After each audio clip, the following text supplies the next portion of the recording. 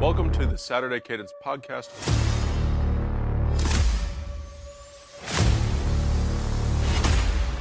I'm Blake Biscardi, and remember, the Saturday Cadence podcast is the heartbeat of college football. More chaos is going across the college football world. Turnover is happening. The coaching carousel is moving. The midway point, week 8's here. Another loaded slate, David. Welcome into Saturday Cadence. My name is Blake Biscardi. Like I said, David Wertheim alongside. A lot to get to on this show. Again, some big matchups in the SEC. But we're going to start in the Big Ten. A lot of coaching moves, like we said. James Franklin is out at Penn State. David, the floor is yours to share your thoughts. And we'll discuss a couple candidates here for the Penn State job, which seems to be, as of right now, the most intriguing opening there on the carousel. Yeah, well, it was pretty shocking. I mean, 3 weeks ago, Penn State was leading Oregon in overtime with a chance to notch a top 5 victory for the first time in James Franklin's tenure since beating Ohio State back in 2016. And, 3 weeks later, here we are. He's without a job, and Penn State's 3-3. So really just shocking how we got to this point. Obviously, the loss to Northwestern is at home, just can't happen. And ultimately, swift action by Pat Kraft and Penn State, and they decided now is the right time to move on. And ultimately, it brings a relatively sad end, I would say, to the James Franklin era. He really rebuilt that program from, the downest of the down, and built them back into a national power, at least relatively. A team you could count on to be in the top 10 pretty much every single year. And it all ends in 3 weeks. It's really shocking and kind of sad as a college football fan with how long he's been there, and as a Big Ten fan. So disappointing for sure. I'm confident he'll land at Virginia Tech or somewhere and do what he's been doing and win 9 or 10 games every year. And we'll see where Penn State goes from here. And yeah, I look forward, and we'll get to it in a minute, discussing some alternative candidates. Pat Kraft said it wasn't just a 3-game thing, even though it feels like it. He said we're compiling all these results. But David, even if we're taking a step back, like you're saying, he rebuilt that program. He pulled it out of a really dark time, one of the darkest ever in college football history, not just in Penn State history. And that was a 9-10 win team every single year. And the grass is not always greener when you make a move like this. And there's a lot of risk that's involved with this move. Pat Kraft obviously has ties with Manny Diaz and with Matt Rule. So maybe those two are the top options there. There's a lot of Joe Brady talk that's happening from the NFL. But David, I mean, you look at these programs. I said this on the Monday show. You have Auburn getting rid of Gus Malzahn. You have Bo Pelini leaving Nebraska, Dan Mullen leaving from Florida. Those programs haven't exceeded what they fired. They've not surpassed what they fired since those firings have happened. And now Penn State is in danger of that happening to them. I mean, you're a 10-win team perennially, essentially. You're going to be in the college football playoff or in the mix every single year. You don't have to play Ohio State every year. So maybe you can't figure out how to beat the Scarlet and Gray, but you can figure out how to beat the Maize and Blue in Michigan or Oregon or USC. And I thought for sure with this 12-team era, the extension that James Franklin had gotten, he had done a great job there. He was a good coach for Penn State for what that program is. But Penn State sees that program differently than we do, maybe as outsiders looking in. They think they're a national title contender, and to a degree they could be. But I thought James Franklin would have been given some more time in this 12-team era, given being a 10-win team every year and now the rotational schedule in the Big Ten, not having to play Ohio State and Michigan and Oregon every single year. So your thoughts there? Well, I think ultimately for James Franklin, it just, it had gotten to the point where he had built the expectations so high that they expected to contend for a national title this season. They went out and spent like it. They brought back all their players. They obviously added on the coaching staff with Jim Knowles and some of the assistants.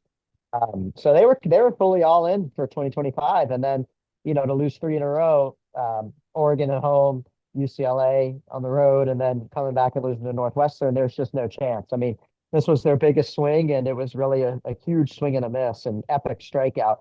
And like I said, it's kind of sad that it had gotten to this point in 3 weeks, but I think the timing makes sense. I think you have to get a jump start now on the off season, and we'll see with some of the candidates. We'll see who will be playing late into the year. I think obviously people have talked about Kurt Signetti. I'm not sure that he would lead anyway, but even if he does, it's looking like that's going to be late in the year.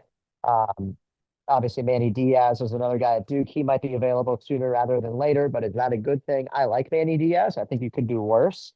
But is he going to elevate it beyond James Franklin? I don't know.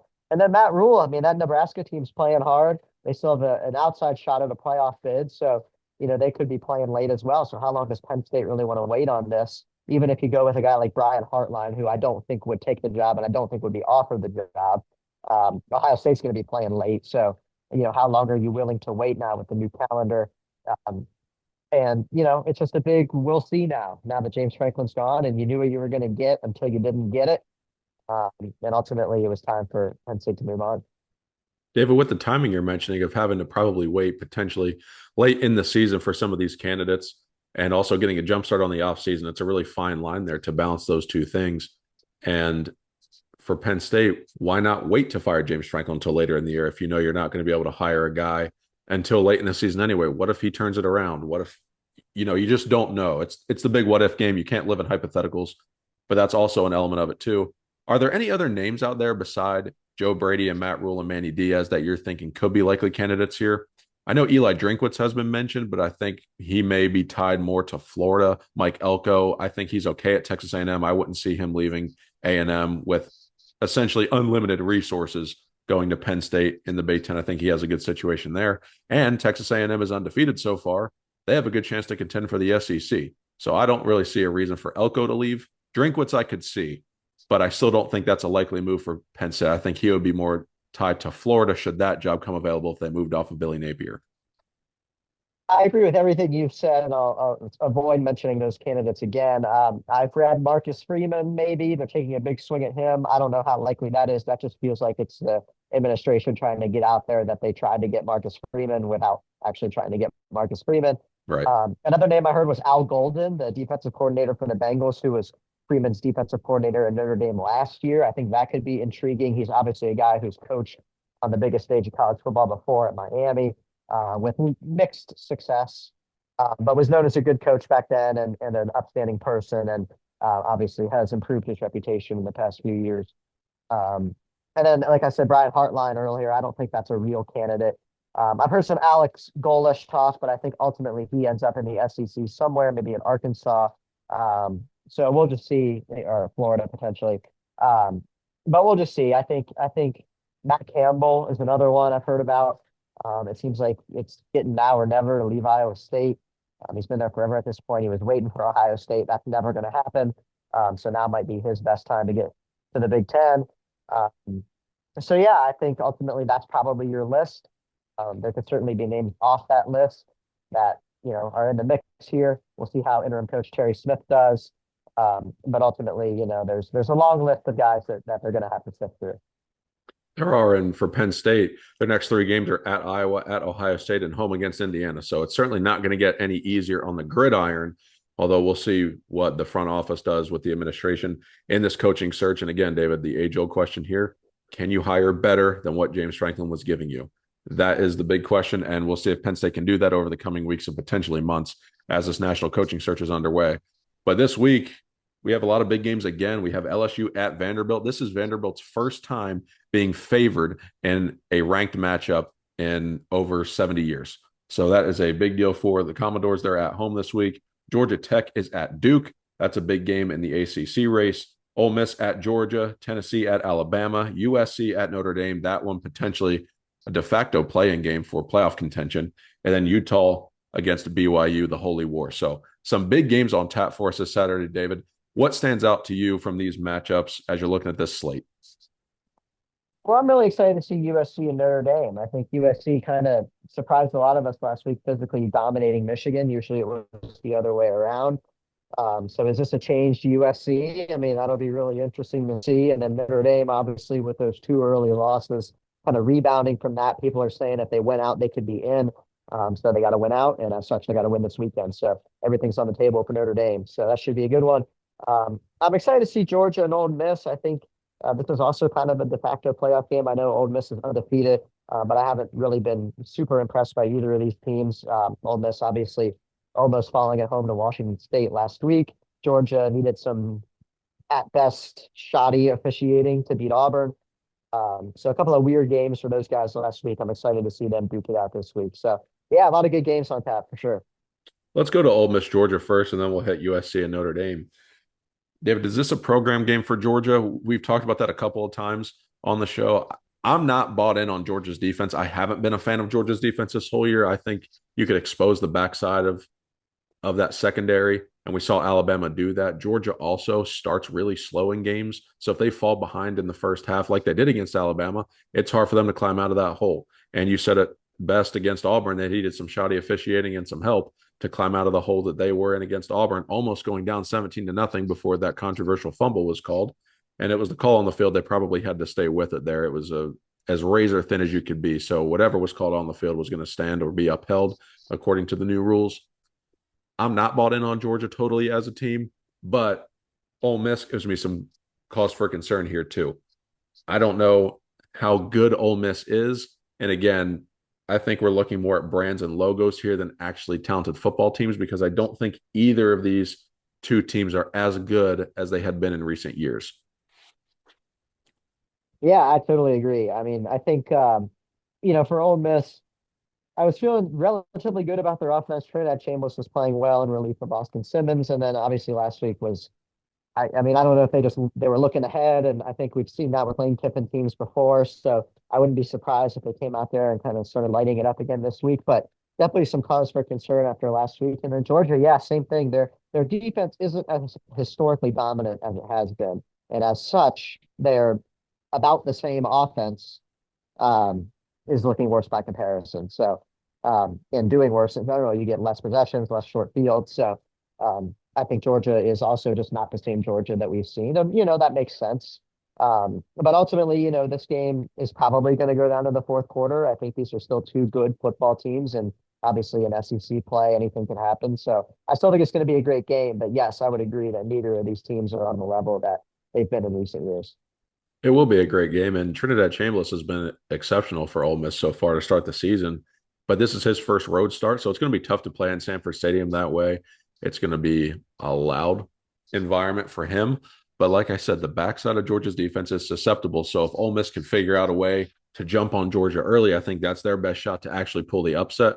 And I also think that they're going to need to execute in the red zone, something they have not been that great at so far this entire season. But then the same thing on the Georgia side, Gunnar Stockton. Can they find a way to start fast? Like, what is this game going to look like in the first quarter? That to me is going to be a big indicator of how it goes because Georgia doesn't start fast. They struggle running the football. Ole Miss has a good run defense. What are the dynamics like early in this game? That to me is my matchup to watch early. Yeah, I mean, who would have thought that you could put Georgia and struggles to run the football in the same sentence, right? I mean, they were so Right. good at it for so long. But yeah, it's been a problem this year. They weren't good against Auburn. They haven't really been good all year doing that. And ultimately, for a team that has kind of relied on defense and run the last few years, where they won back-to-back championships and kind of created a mini dynasty, it's definitely alarming. And so for Georgia this week, I think they definitely need to establish the run early. I mean, you could say that about any team in any game, of course. But I think it's especially important here against Ole Miss, a team that can, in theory, light you up on offense. So yeah, no, this is definitely a game that could be won in the trenches by Georgia if they put their minds to it, if they're able to execute that. With the way that their defense has played in the past, if they can kind of find that and then compound that with offensive line play, allowing them to run the football, it could be dangerous. I mean, they could put it together at any time, but we haven't seen it yet this year. So I'm hesitant to say that we'll get it on Saturday. Last thing on this game, David, the head coaching matchup between Lane Kiffin and Kirby Smart. Kirby Smart right now is probably the best coach in college football, but Lane Kiffin has some tricks up his sleeve usually in these kind of games. How does that chess match play a factor in this matchup? And then also, do you see this as Georgia backed into a corner in this game where Georgia has to win? Kind of how we talked about Oklahoma and Texas last week, where Oklahoma would like to win and they would want to win, but Texas needed to win. It doesn't always guarantee how the game's going to play out. But when you have those teams that feel like they have to have the game, I think this could be a spot for Georgia where they're at home. They struggled last week. They've already taken a loss to Alabama. This could be their second conference loss. There's already been questions about there is the Georgia dynasty slipping away. How does that all factor into this matchup for the Dogs? I mean, they're 7.5 point favorites at home. I think they need to come out and expect to win the game. Honestly, I mean, this is the game that Georgia should win. They historically have won, and in theory are able to again this year, just based off of on paper. I think Georgia is plenty capable of winning this game. I think that's how they should think. So, I will say that this is a game that, it kind of feels like an FU from Lane Kiffin game. Like, one of those games where Lane just pulls it all out of the hat because he wants to beat Georgia really bad. And sometimes it works and he pulls off the upset, and other times it doesn't. And they lose in relatively humiliating fashion. So I do think we'll get that from Lane this week, and I'm excited to see it. But at the same time, like I said, with Georgia, they're 7.5 point favorites at home. They have the talent to win this game. They just need to put it together. That's how they need to act. Yeah, and I think on that note of Lane Kiffin, they need to execute and they've got to convert in the red zone. You cannot settle for field goals if you want to pull an upset. You need touchdowns down in the restricted area. So again, going to be something to watch. Let's go USC Notre Dame here. This is another big point spread game. It was actually at double digits at one point in time. So it felt like Vegas is begging you to take USC. Notre Dame historically and recently have just bullied the Trojans. So you almost expect more of that to happen again, especially because Notre Dame's been pretty hot the last couple of weeks. Their defense has been playing well, but the level of competition, you have to look at the difference between Miami and Texas A&M versus those last handful of teams that Notre Dame has played. How legit are these steps forward that the Irish have taken? And then USC, on the other hand, they throttled Michigan last week at home. Some people were saying that was a statement game for them. They were at home. They were favorites. So, okay, how much of it was actually a statement when you're favored? I think, to me, if I see Lincoln Riley's team go into South Bend and they handle Notre Dame, that will go a longer way for me than seeing them, just beat Michigan, by almost 3 touchdowns versus going into Notre Dame, beating Michigan, and then going on the road to Notre Dame the next week and winning that game handily. That would be more impressive to me. So as this game sets up, where's the edge at in this game, and what are you looking for the most? I'm really excited about this. I think Notre Dame is a similar team and play style to Michigan, honestly. Albeit I do think Notre Dame is more talented and has better players, and they're better coached, just in general, a better football team. But I think they're similar in their play style. And I think I'm excited to see USC play that similar style of football against a more talented team. So I'm really excited for this game. Notre Dame, obviously 2 losses to teams in the top 5. And then have kind of handled everybody else since. They ran the football well. They struggled last week, though, against NC State. So I'm interested to see how they do running the football again this week. And similarly for USC, they kind of ran it all over Michigan. King Miller, as a walk-on, stepped in and was just fantastic. But ultimately, USC now without Wayman Jordan, they're going to be a little banged up at that position. How much longer can King Miller keep this going? We will see. But this should be a really fascinating matchup. I'm excited to see Jaden Mayava and CJ Carr, Makai Lemon, Jaden Grayhouse, a lot of good players in this game. So it'll be fun. That's one of my concerns for USC is that running game, because Lincoln Riley's team this year has run the ball really well. And we know historically that's when his offenses are actually the most effective, when they have a competent rushing attack, because then it opens up the passing game, the creativity.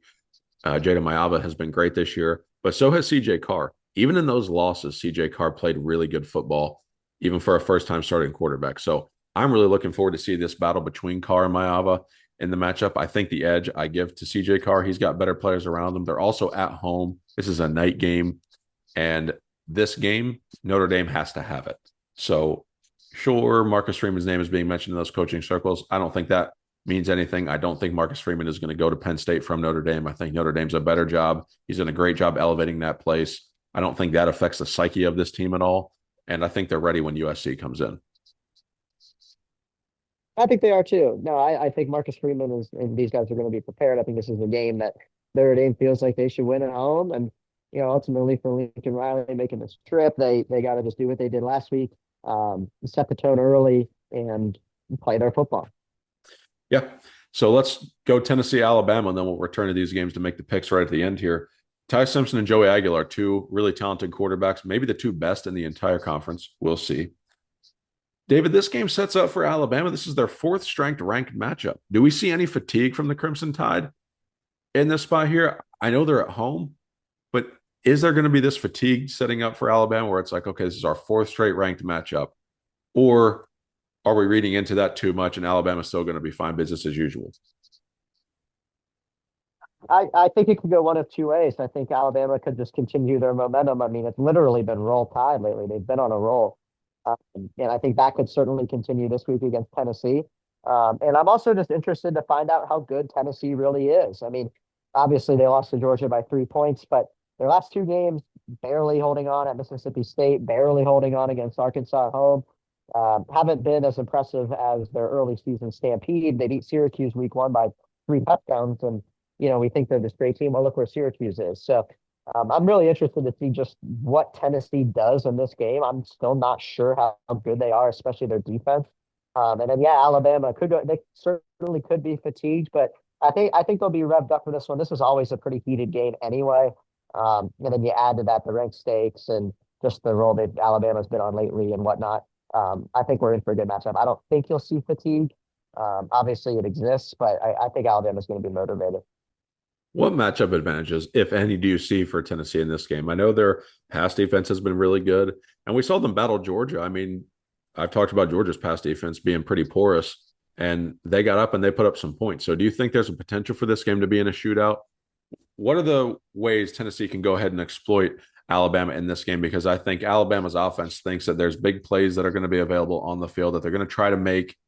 What's the way Tennessee can find advantages in this game? Well, Alabama's defense has been very solid through, other than the week 1 game against Florida State. They've been very solid since then. Obviously, holding Georgia to 21, Vanderbilt to 14, Missouri to 24. I mean, those are good quarterbacks there. And ultimately, they were able to win all 3 of those ranked games, 2 of them on the road. So I don't think they're going to give you a lot, but you got to take what they give you. If that means dinking and dunking your way down the field, then you got to dink and dunk your way down the field. If it means running the football, you got to run the football. I don't think they're going to give you a lot. And then on the other side, you got to take advantage, try and get a couple turnovers, try and pin them deep so you can get some good starting field position. You just got to be able to take advantage of that and be prepared when those situations arise. Yeah, I think with Alabama's defense, that was the preseason unit we thought was going to be really good. Jam Miller, what's his status going to be? Alabama has really struggled to run the football. So can Alabama become one-dimensional? I think that is Tennessee's best shot because of their pass defense. That would give them the best chance to win, in my opinion. If they make Alabama one-dimensional, force them to throw the football into the strength of their defense if they can't run the ball. So to me, that's where I'm looking if I'm Tennessee and figuring a way, hey, can I get this advantage right here? Can we play with a little bit of a lighter box? That's where I'm looking at if I'm Tennessee going into this game against Bama, because I think just straight up player for player, coach for coach, Alabama is better. So for Tennessee, they need some things to go their way. They're probably going to need to be +2 in the turnover battle to win the game. You see another big spread in this one too. It's not one you would expect if you're thinking Alabama, Tennessee. You might think inside of a touchdown. No, it's ballooned. It was at 8.5. Now it's sitting at 7.5. But again, I still think I like Bama in this matchup. We'll officially pick that game in a minute. Well, let's look at the upset alert category. We've had this on the board the last couple of weeks, and we've had at least one game hit every single week that we've put them on there. This week, I've got Oklahoma at South Carolina. I do think that Lenore Sellers and company could give Oklahoma some fits, especially if John Mateer's not super healthy, being on the road. And then the Holy War there, Utah at BYU. Any thoughts on those 2 matchups? Well, the Holy War is always what I'm going to be looking out for. And I think that both of those teams are out here with something to prove still. Obviously, Utah is just kind of ranked pretty high at the beginning of the year. People thought they were kind of a Big 12 dark horse. They haven't really played like it. Turns out BYU might be the Big 12 dark horse. And there's a lot to prove in this game. Really, Big 12 bragging rights are at stake here. And, this is a game that, BYU is a very interesting case because obviously they lost their quarterback right before the year with Jake Retzloff leaving. It's been Bear Bachmeyer. He's been okay. But they're winning games. They've had a strong running game. They're winning games. And Utah on the other side, they were a team, like I said, predicted to win the Big 12. Suffered that loss to Texas Tech, has really become the darling now of the conference, at least early in the season. But other than that, they've got Devin Dampier. They've played really well, just crushed Arizona State, albeit with Arizona State backup quarterback. But they only threw the ball 13 times, and they scored 42 points against Arizona State. So, I mean, that tells you something. So, ultimately, this is going to be a great game. I'm glad you brought it up. I'm really excited for that one. Yeah, and it's also the first ranked versus ranked matchup in the Holy War. And so huge stakes in the game. Also, David, you mentioned some dark horse teams, Cincinnati. They could be one that could backdoor into that Big 12 championship game too. So the Big 12, outside of Texas Tech, I think is going to be pretty wide open for that second spot. I do think Texas Tech is head and shoulders the best team in the Big 12. I do think that they're going to end up in the conference championship game. But as far as who they'll play, Certainly one of these two teams, potentially Cincinnati. I don't think Iowa State can get back there. Crazier things have happened in that conference, so we won't completely rule out that possibility. But the Big 12 race is going to be rather interesting, especially as we head into championship Saturday and playoff seeding should Texas Tech get upset and maybe they get a second team in the field. But let's look at the Saturday 7 picks here. We're going to hop into the picks segment. We're going to start with LSU at Vanderbilt. Like I said, the Commodores favored in the game. David, the line has actually increased. It was -1.5 in that almost pick 'em territory. And now it is Vanderbilt -2.5. LSU's been pretty shaky offensively, but they've seen like they're riding the ship a little bit here. Garrett Nussmeier is one of the better quarterbacks in the country, not really showcased it a ton, but Blake Baker's defense has been playing really well. However, Vanderbilt is for real, and they're favored. What say you? Is Vanderbilt for real? That's the question. This is their prove-it spot. They look it. I don't think we know that. They've certainly talked like it, but ultimately it kind of feels like Indiana last year, right? Like they crush all these teams who are decent, but nobody elite. And then they play a good team and they kind of fold there. So this is a prove it game for Vanderbilt. I'm going to take LSU +2.5. I feel like Vanderbilt is Indiana of last year, not this year. And as such, I think LSU will win this game. That was a really good argument and way to kind of swipe my pick there. I didn't think about them as a comp to Indiana. I really like that. You really have me conflicted now. That was rude. I usually lose, so I do that. What you got? No, it's true. I'm going to go ahead. I'll bet on Garrett Nussmeier. I was really high on him in the preseason. I thought that he would do well. He was on my Heisman board. I'll go ahead and take LSU. A rare unconfident pick from this side of the room here, but we'll go next. Missouri favored by 1.5 at Auburn. That seems like a fishy, tricky line. You know how Jordan Hare is. No matter what time of day you play there, just things happen. Some think they should have won last week, me being part of that category. But Drinks had Missouri playing really well, and he has elevated that program to a level that can contend at the top end of the SEC. But just the 1.5 is the spread. It kind of feels like Hugh Freeze is coaching for his job in a way. And if they're going to lose on Saturday, I don't know that he sticks around. And ultimately, I think that's probably the reason for the line. I'm still going to take Missouri. I think they're more talented, and if this one burns me, it burns me. But I think that's the reason for the line. I'm not sure that Auburn is talented enough to beat this Missouri team. Again, it's at night. Stranger things have happened to Jordan Hare, but I'm going to take Missouri. I have bet Auburn 2 weeks in a row. I'm going to make it 3 and see if they do me right this time. So I agree with you. I think this is that desperation spot. I think they should have won last week. And again, if you have any championship medal, if you have a strong leadership psyche on the team, this is a game that you come back and win at home. You couldn't get it done in the South's oldest rivalry last week. Now you have another ranked team coming in. I'll take Auburn in this one. Hugh Freeze again. He needs the game. So I'll go ahead and take the Tigers over the Tigers. Georgia Tech Duke is the other game here. Again, really tight spread. Duke favored by 1.5. Georgia Tech has been the better team, but Duke is favored at home. Brett Key's program, Haynes King. I like everything about Georgia Tech. I think they're going to play for the ACC championship game, but they're underdogs, David. Why do you think that is? I don't know, honestly. I mean, this is going to be a game that really kind of defines Georgia Tech, I think, and for Duke, they have pulled this type of upset before, I feel like, and Manny Diaz I think he secretly wants Penn State, and I think he wants to win this game, and I think he wants Duke to be really good, and I think that as such, that's probably the reason here. Obviously, they get it at home. I'm going to take the Blue Devils. I love what Georgia Tech's done. Haynes King is awesome, but they're a similar team. They have a lot of close wins. I'm not really sure they've beaten anybody great. And as such, I think Duke can beat on the home. David, before I give my pick, I have a question. If Duke wins this game, do you think that earns a phone call from Penn State, or do you think that he's already been in contact with Penn State? I think he should get a phone call regardless, at least for an interview, if nothing else. I mean, the guy was a good defensive coordinator there. I think he wants the job. I think he'd be a good fit. Again, I don't know if he elevates you over what James Franklin did, but I think he could at least get you there. And as such, I think he would deserve a phone call either way. But I think this game would be extra significant if he could pull it off, get that ranked win, knock off Georgia Tech from the land of the unbeatens. and kind of prove to everybody like, hey, I'm Manny Diaz, I'm 5-2 at Duke, and we just beat Georgia Tech.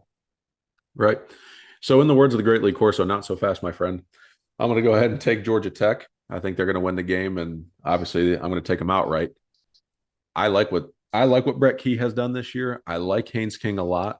I do think Georgia Tech eventually loses a game. I just don't think it's Saturday. Ole Miss at Georgia, big point spread, 8.5 here in favor of the home Bulldogs. David, what do you think? This is an interesting line. Um, I don't know. This is the hardest one for me right now. I'm seeing it at 7.5 now, which is even more interesting. I'm probably gonna, oh, man, give me Ole Miss plus 7.5. I think, like I said, Lane Kiffin kind of pulls out all the stops in this one and are able to at least keep it close and have a shot to win it at the end. I think that's the right pick. I think Georgia wins, but I think Ole Miss covers. It's a little bit of hedging going on there, but anything that's above a touchdown, I like Ole Miss. And agreed, Lane's going to have something in the game. They're highly ranked. They're probably looking ahead last week. I wouldn't read too much into that Washington State result, but I do think that they can cover at Sanford Stadium, especially if Chambliss can get off to a hot start and Ole Miss score early, winning that first half. That I think is a key to that happening. Maybe even potentially giving an opportunity to win the game outright. So we got Tennessee now at Alabama. The spread is 7.5 in favor of the Crimson Tide. Who do you have? I got Alabama here. I think they're going to keep on rolling Tide, and they're going to take this one against Tennessee, who I think is still unproven. I think Alabama gets it home. Yeah, last week I said that was going to be a game where Alabama would win close. So I took Missouri to cover, but Alabama to win. That is what happened. This is the spot, though. Alabama knows this game every single year. It's the third Saturday in October. I think they're ready for Tennessee, and I think they roll. I think Alabama wins, and I think Alabama covers. USC at Notre Dame. The Irish are now favored by 7.5. The line has shrunk a little bit. I saw it as high as 9.5, maybe even 10.5. Earlier in the week, I thought that was a pretty big number, but now we're sitting at 7.5 in favor of the Irish over the Trojans. Who do you have in this one? Well, another conflicting one. This is really a coin flip for me. Ultimately, I'm going to take Notre Dame at home. I think, like I said, they're more talented in Michigan, so I'm excited to see how this goes. And USC has proven they can beat those style of teams. But that was at home. I think Notre Dame gets this one in South Bend. Me too. I like Marcus Freeman in Notre Dame here. I think CJ Carr plays really well. I think he throws for almost 300 yards in the game. But ultimately, Jadarian Price and Jeremiah Love, I think that tandem is the best duo of running backs in the country. And I think they show that on Saturday, and they get a huge win at night at home and continue their push toward the playoff as one of the hotter teams in the country that everyone's kind of forgotten about. And they're kind of creeping back up a little bit here. They have two losses, two good losses at that by a combined 4 points. So I'll go ahead and take Notre Dame at home. USC comes out a little bit flat after that win against Michigan. And we'll see how Lincoln Riley's team can recover, because there is a way that they can get to the playoff if they can pull this game out. But Holy War is going to be the last one. Utah favored by 3.5 at BYU. Who do you like here?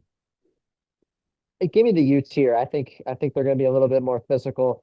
I think they're obviously this game means so much to both of these fan bases and the whole state. I think Utah gets it done, even on the road. I like them in this matchup. I think this is where BYU losing Jake Retzlaff kind of takes its toll. I'm right there with you. We saw Utah in a big game against Texas Tech, and they kind of got run into their own stadium.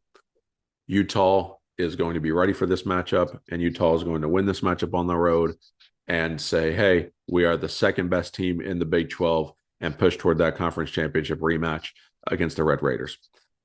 Closing thoughts, David, as we wind down the show. Those are the picks. Lots of conflicting ones, lots of fishy lines this week. This is probably the trickiest slate that we've had to pick so far this season, but another big Week 8 set of games. Yeah, big Week 8 set of games. We'll get some upsets for sure. I'm excited for this week. This feels like a week of upsets, so should be fun to watch all the way through. Yeah. Anything off the board that you're watching that you think could happen, or something on the radar in that upset category? It's going to be rainy in Madison, so I'm interested to see how our Buckeyes do. I think they'll win, of course, but might be a little tighter than it needs to be. And then, of course, I mean, on Friday, we got Nebraska and Minnesota at Minnesota. Nebraska favored by 8.5. So that should be an interesting one there. I've seen some funky things up there in Minnesota at night. So excited for that one, too. And then a fun game that I don't know that I'm necessarily excited about, but I think could be pretty interesting. Will be in North Carolina playing Cal on Friday also. That's going to be fun seeing Bill Belichick late night out west. I'm interested to see how they do Cal at 1.5 right now with Yeah, their incredible freshman quarterback and Bill Belichick's band of FCS players. there's a good set of Friday night games. I mean, even Miami and Louisville is on Friday night this week too. And back to your point about Minnesota, I remember USC traveling out there some time ago. They were about 9 point favorites, and you go there on a Friday night, and PJ Fleck in Minnesota will get you. So Nebraska does need to be on alert for that one for sure. But guys, we appreciate you listening to the show today. A big week 8 again here, sitting in the middle of October as we're getting toward the end of the month into November. College football playoff rankings coming out soon. Conference races taking form. This is going to be a big week that defines those races and the college football playoff picture. We're going to have updated brackets for you soon. But again, we appreciate you listening. Stay tuned to the socials at Saturday Cadence at TSilverBulletin and TSilverBulletin.com. Guys, enjoy week 8 of college football, and we will see you on the Monday show. God bless.